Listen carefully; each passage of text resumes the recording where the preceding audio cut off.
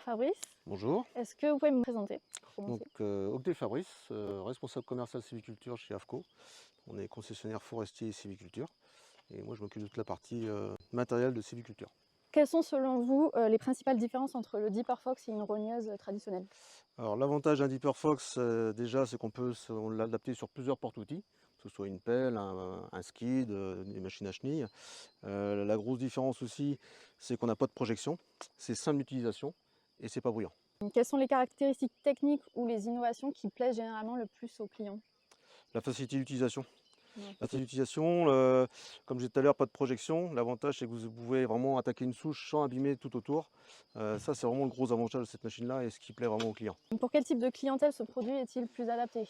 Alors aujourd'hui, moi, j'ai de la clientèle forestière, paysagiste, principalement, Ouais. qui vont solliciter pour ça et qui ont fait le choix de partir sur ce type de produit. Et donc là, aujourd'hui, on est sur un chantier de quel type de client? Paysagiste. Est-ce que vous avez des exemples concrets de gains de temps apportés par les clients?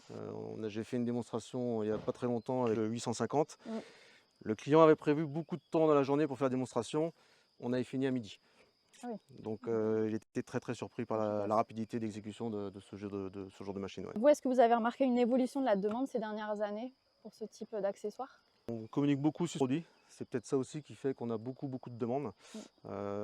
Sur les réseaux, en prospection, on en parle de plus en plus et on essaie de faire beaucoup de démonstrations, soit privées, soit publiques, de manière à ce que les gens en entendent parler. Et c'est vrai que derrière, on a des touches de clients qui ne connaissent pas forcément ce produit, qui sont interpellés et surpris par la machine, quoi. Quels arguments vous mettez en avant pour convaincre un client? La démonstration. La démonstration, c'est voilà, ça parle d'elle-même. Comme je disais tout à l'heure, il y a des clients qui vont vous dire non, mais je vais prévoir beaucoup de temps pour que tu puisses la faire essayer, pour faire voir. Et au final, on passe de souche en souche et c'est tellement rapide, ouais, les gens restent bluffés par ça, quoi.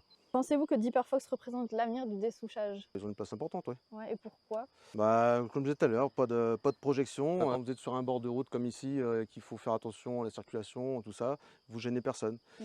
Il y a d'autres modèles qui existent sur le marché où il faut fermer la route, il faut faire attention aux projections, il faut faire attention au bruit avec les voisins.